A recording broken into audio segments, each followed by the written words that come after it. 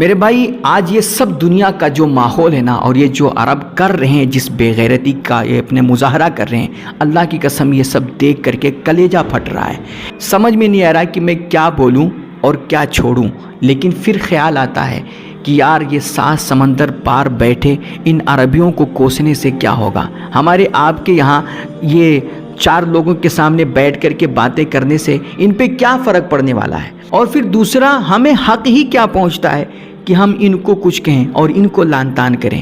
یار وہ تو ہے ہی ہے بے غیرت، اور وہ ہے ہی ہے بے حس۔ میرے بھائی ہم ایک امت محمد کا فرد ہونے کے ناطے ہمارا بھی کچھ دینی فریضہ ہے، ہمارا بھی کچھ حق ہے، ہماری بھی کچھ ذمہ داریاں ہیں، اور ہم بھی رب رسول کی بارگاہ میں جواب دہ ہوں گے۔ آپ بتائیے کہ جب سے یہ اسرائیل فلسطین کی جنگ شروع ہوئی ہے، اور جب سے یہ حالات وہاں کے بگڑے ہیں اور فلسطین کے بچوں کو کاٹا مارا جانے لگا ہے، سچ بتائیے اسرائیل کا یہ آتنک اور فلسطینیوں پر اس کا یہ ظلم و ستم دیکھ کر کے ہماری آپ کی زندگیوں میں کتنا فرق پڑا؟ ہم اور آپ کتنا بدلے یار؟ آج بھی ہماری مسجدیں میرے بھائی خالی ہیں، ہماری عبادت گاہیں خالی ہیں، آج بھی ہماری پیشانیاں آوارہ پھر رہی ہیں، ہمارے پیشانیوں کو سجدے کی توفیق نہیں ملی۔ تو جب ہماری زندگی میں یار عام بندے کی زندگی میں یہ سب کچھ دیکھ کر کے کوئی فرق نہیں پڑا، تو یہ بے غیرت حکمران اگر ان کی زندگیوں میں کوئی فرق نہیں پڑ رہا ہے تو ہمیں آپ کو بولنے کا کیا حق پہنچتا ہے؟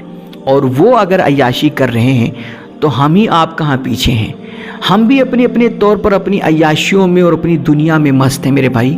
آج بھی ہمارے یہاں بے مطلب کے خرچے اور مہنگی مہنگی شادیاں، صرف کانوں کے چسکے پورے کرنے کے لیے جلسے اور قوالیاں ہو رہی ہیں، عرس پہ عرس ہو رہا ہے، بڑے بڑے وہ جشن منا رہے ہیں۔ تو ہمارے یہاں بھی تو دیکھو جشن فلاں جشن، کتنے سارے جشن منائے جا رہے ہیں، اور کتنی بڑی بڑی کانفرنسیں ہو رہی ہیں، اور ان کانفرنسوں میں ہمارے خطبہ اور بڑے بڑے مقررین جو آتے ہیں وہ ہمیں آپ کو کیا بتا رہے ہیں؟ عوام کو کس بات سے آگاہ کر رہے ہیں؟ اس بات سے کہ دشمن ہمارا بڑا طاقتور ہے، اس کی ٹیکنالوجی ہائی فائی ہوتی جا رہی ہے، بڑھتی جا رہی ہے، اور وہ دن بدن مضبوط ہوتا جا رہا ہے، یہ سب بتا رہے ہیں؟ قطعاً نہیں۔ ان سارے جلسوں میں، ساری کانفرنسوں میں یہ جو مہنگے مہنگے جلسے ہو رہے ہیں نا، لاکھوں لاکھ ایک ایک رات میں برباد کر دیا جاتا ہے، ان میں کیا ہو رہا ہے؟ بس وہی گھسی پیٹی باتیں، وہی گھسے پیٹے موضوعات، کہ بس فاتحہ کرنا جائز ہے، ایصال ثواب کرنا جائز ہے، اور مزاروں پہ چادریں چڑھانا اور اس عرس منانا یہ سب جائز ہے۔ بس یہی سب چل رہا ہے،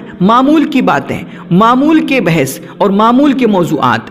میرے بھائی میں ابھی کل کی واللہ میں کہہ رہا ہوں کتنی مجھے تکلیف ہوئی۔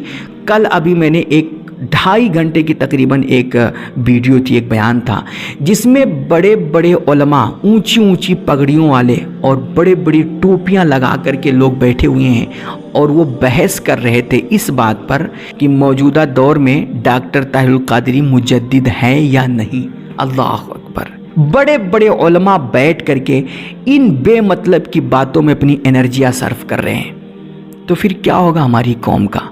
اور پھر ہمیں کیا حق پہنچتا ہے کہ ہم ان عربیوں کو کوسیں جب ہماری آپ کی زندگیوں میں کوئی بدلاؤ نہیں؟ علماء بڑے بڑے دانشوران یار بے مطلب کی باتوں میں پڑے ہوئے ہیں، ابھی بھی انہیں ہوش نہیں آیا کہ یار دشمن کتنا طاقتور ہو گیا ہے، اور اب ہمیں اپنی قوم کو جگانا چاہیے، انہیں اس کی طاقتوں سے آگاہ کرنا چاہیے۔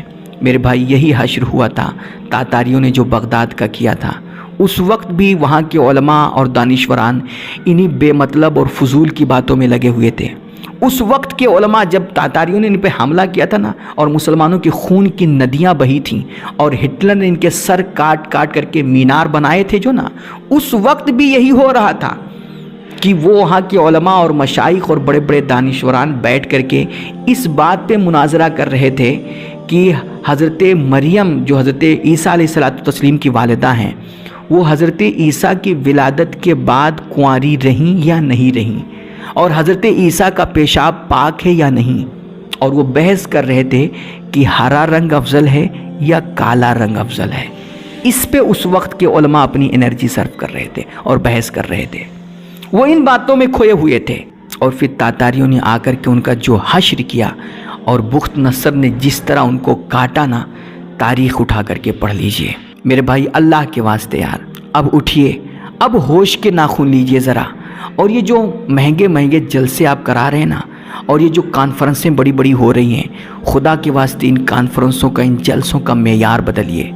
صرف کان کے چسکے پورے کرنے کے لیے یہ لاکھوں لاکھ مت خرچ کیجیے یار ضرورت کی چیزوں میں اپنے پیسوں کی قدر کیجیے، ان نعمتوں کی قدر کیجیے، اور اپنے پیسے وہاں لگائیے جہاں سے قوم کا کچھ بھلا ہو، ورنہ اگر اب نہ جاگے نا تو کوئی قیامت آپ کو جگا نہیں پائے گی۔